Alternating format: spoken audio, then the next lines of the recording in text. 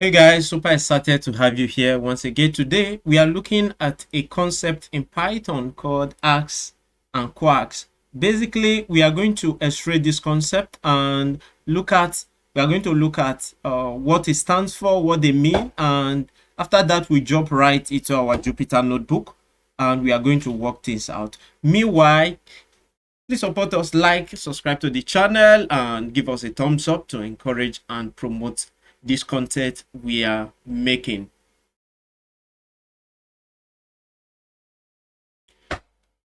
Basically, args and kwargs are special parameters that in Python that allows you to pass a variable number of arguments into a function. What exactly do we mean by that? By variable number of arguments, we are talking about when you are creating a function in Python and you do not know beforehand the number of parameters that will be passed into that function and the corresponding number of arguments that function will be called with. You are going to use args and kwarg to do that. Let me illustrate this concept to you so that you better understand what I'm talking about.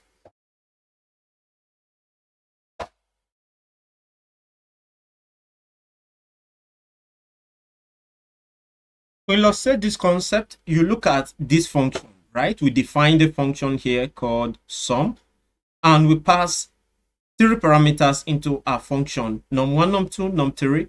And when we are calling that function here, we pass the same number of parameters, we pass the same argument to that function during the function call. Here, we knew beforehand the number of parameters that function need, and we use the same number of argument to call that function. If I come here to add another argument, the code is not going to work because the number of parameters during the function definition is different from the number of argument I'm calling the function with. It's not going to work in that way.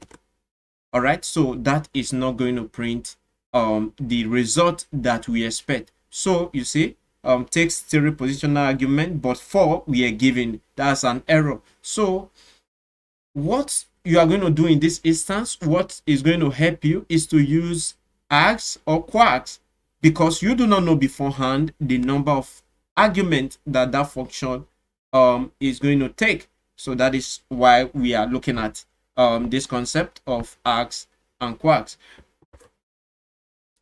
An argument is a value that is sent to a function when it is called. I kind of differentiated between parameters and argument. When you are defining a function, basically, like we have here, you see, we are defining a function here.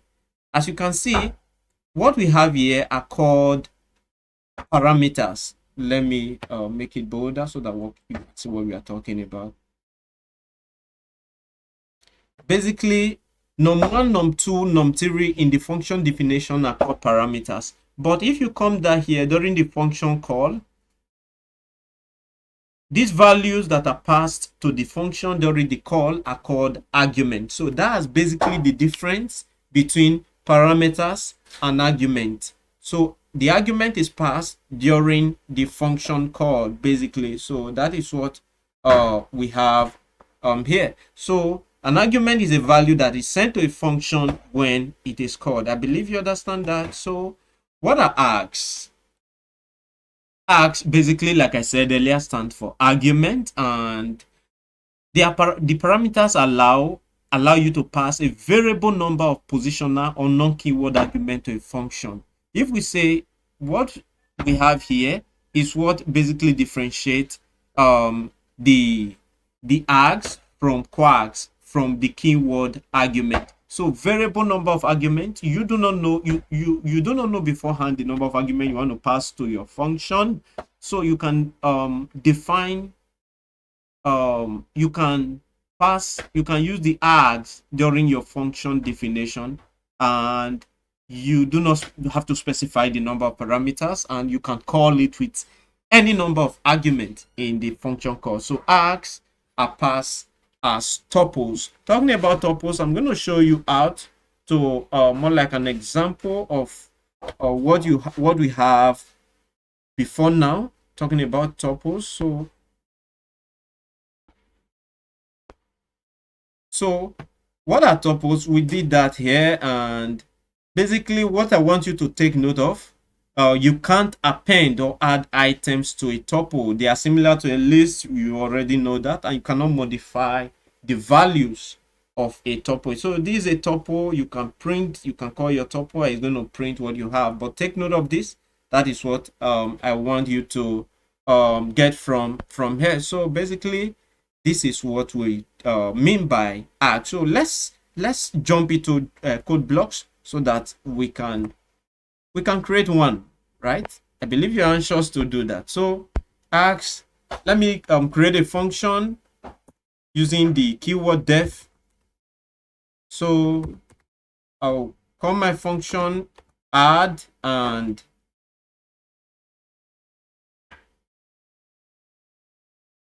what we are doing in this function, we want to use the add that we talk about, the add parameter that we talk about. So take note that in your definition that the asterisk is very important. So you pass it in front of the args, which just like this, you pass it in front of it. So I'm just going to do that, and after that definition, I'll define a variable, and this I'll initialize the value to 0, and I'll use a for loop for use another variable called n in args.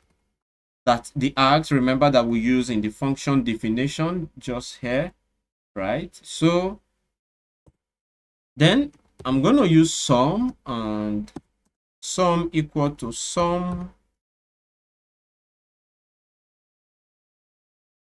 plus n.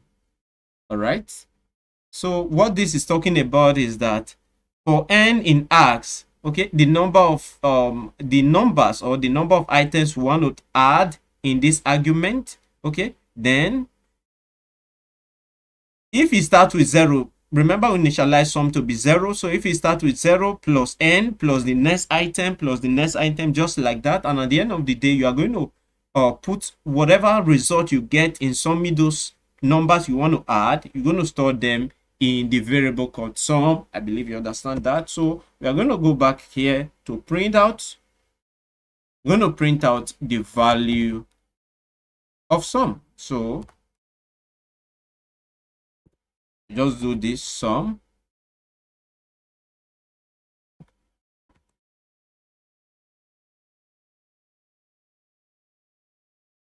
So okay, then I want to print out my sum. All right, so then I'll go back here to call this function. Then I'll pass my argument to this function. So I just want to add these numbers 1, 2, and 3. All right, so I'll pass that as an argument to the function. All right, so as you can see, it's going to print this result. It's going to print first sum, then it's going to add these numbers 1, 2, and 3, and it's going to bring that result. I believe you can see this. So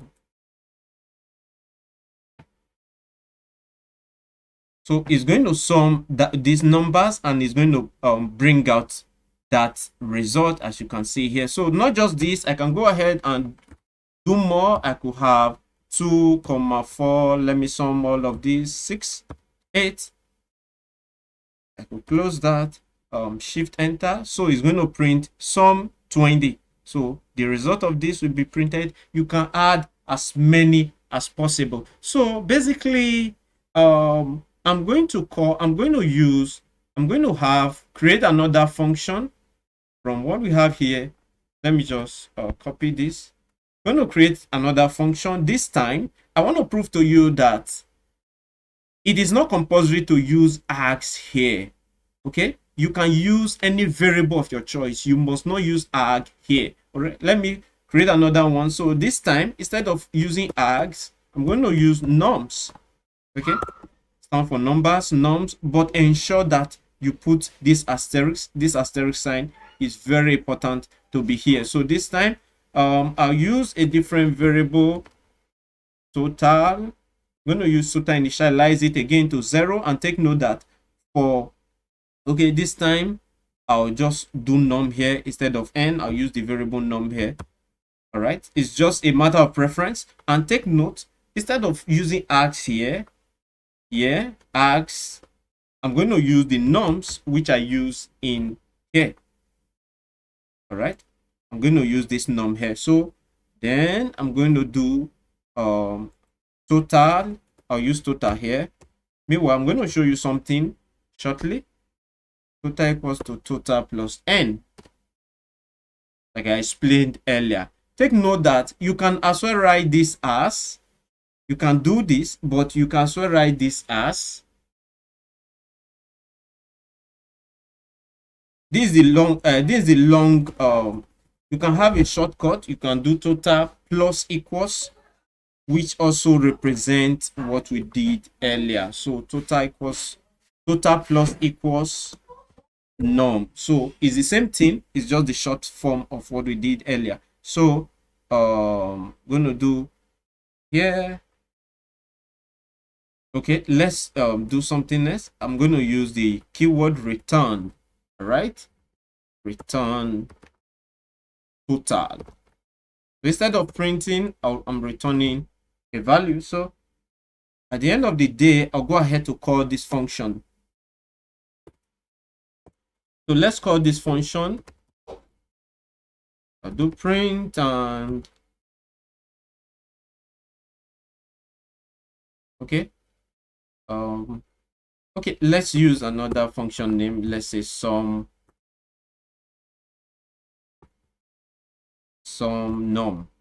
All right, let's use another function name, some norm. So I'll come here and some underscore norm. I'm going to do that just like so, and then I'll go ahead to input the arguments into the function. Let's say one of some 1 2 3 4 5 and 6. All right, so I'm going to close that. Okay, I'm adding two bracket to that. So you can see we defined a function called sum. We use the arg that we talked about, argument. All right, because we want to pass a variable number of arguments. As you can see, how many arguments are here during the function call? 1 2 3 4 5 6. We pass 6 arguments to this function. So we must not define that during the function definition. We just use our asterisk to show that this is an arg. So we use a for loop here for norm. In norms, total sum, this means total equals to total plus norm. Then we are returning total. Then we call this function with a variable number of arguments. So I'm going to just go ahead and print this. So as you can see, guys, it's going to print out 21, which is the sum of all of these numbers. So basically, that's the difference. Take note that, like I said earlier, you must not use args here. It's not compulsory. Okay, so whatever variable that you want to use, you have that freedom to use it, provided you are adding the asterisk. The asterisk is going to tell the computer that you want to use an arg, or if the arg parameter. Okay, so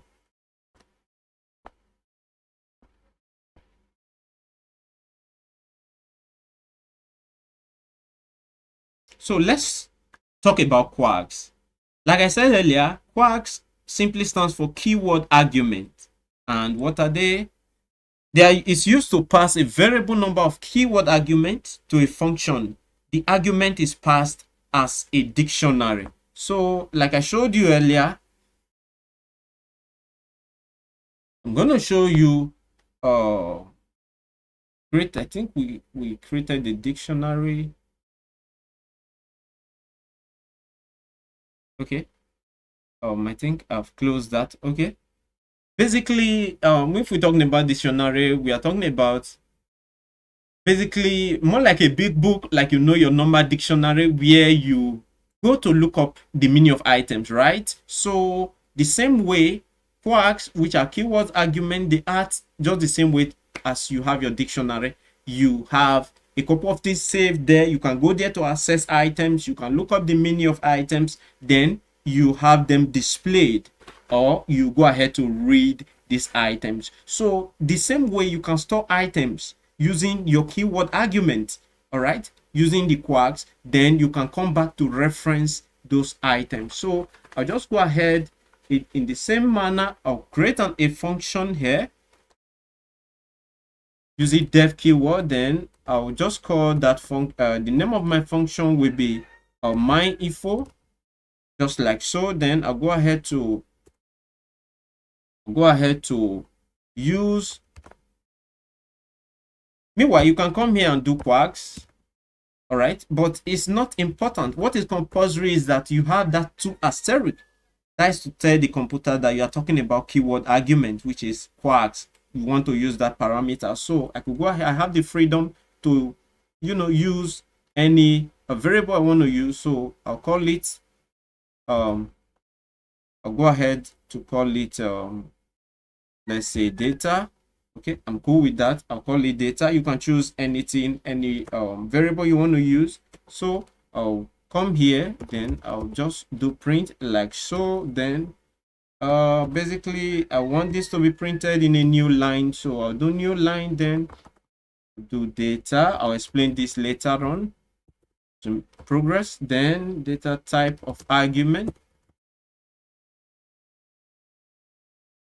That type of argument, then just going to do this, and I'll close that off. Then I'll do type of data. All right, then after then I'll just come down here to use a for loop for key value in data. Right, I'm going to explain this as we progress. Then I'll go ahead to print.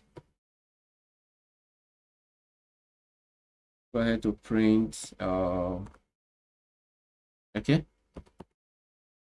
what I'm printing, we are using the formatted string. All right, that is what that curly braces represent.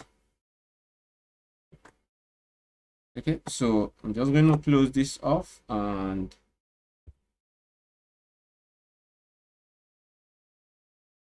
I'll do format, then key and value, because we are doing the key. We are talking about keyword argument. We have the keyword and the value, so that's how kwargs work. Then I'll go ahead to call my function with the appropriate number of arguments. So I'll do my info, which is my function name. Then I'll pass my keyword. Take note, the first one is the keyword first name. That's a keyword. Then the value is, what name should we use? Let's say tech, and then I'll do last name.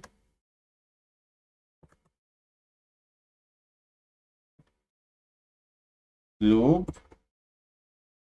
All right, you can choose whatever you want to use for that.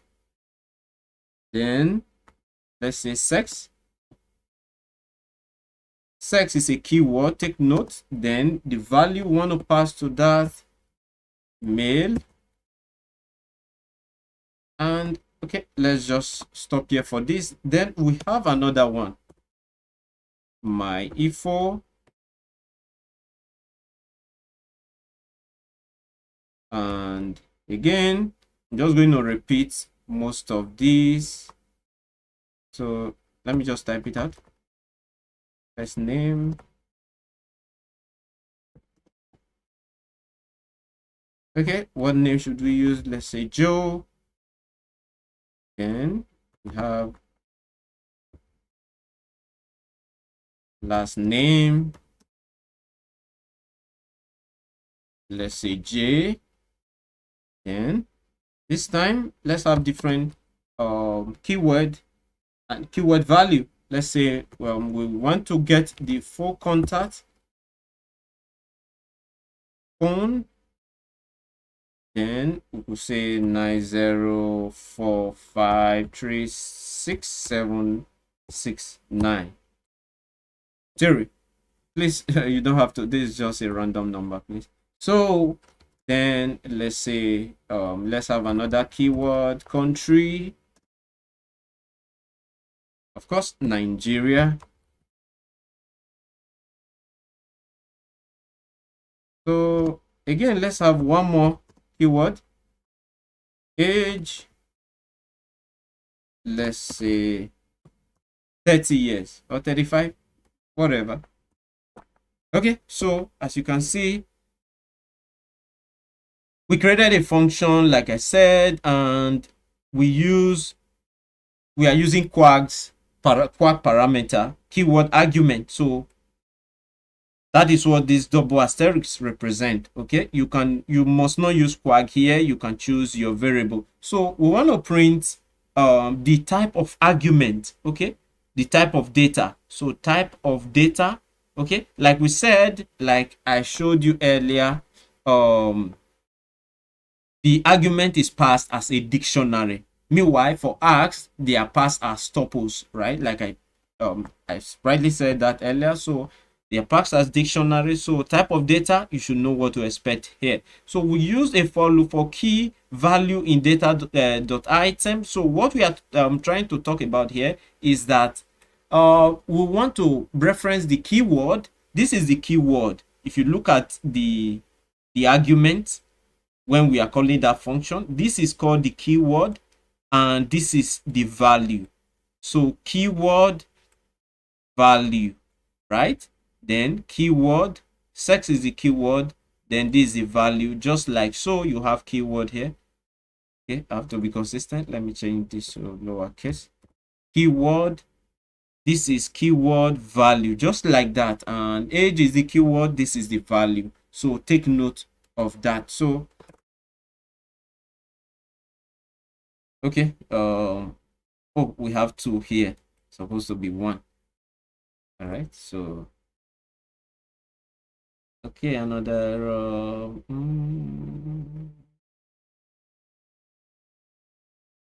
okay, we are supposed to close this, okay, with two bracket. All right, so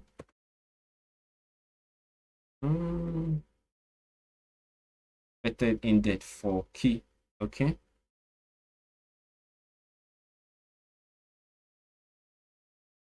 okay, just ensure that, take note of the indentation is very important in Python. If not, it's going to throw an error. Let's see what error we have now.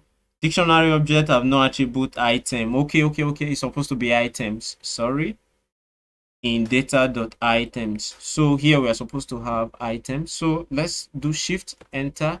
All right, so it's going to print that out. So as you can see here, we have data type argument class. So this type of data that we have here is going to print basically the type of data, right? It's going to print the type of data, and that type is what? Is dictionary, like I said earlier. So it's going to print that. Then the argument we have here, we have two arguments here passing to this function in form of a dictionary. So you can see the information are saved like this. This is the first one, then this is the second one. All right, so this is the second one. So this is the keyword argument, like I explained earlier. These are the keyword, these are the value. Sorry, these are the keyword, these are the value, keyword, value, just like that. So basically, that is it from me, guys, in this video. Please give it a thumbs up. If you have any question, drop it in the comment section. I'm going to quickly and swiftly respond.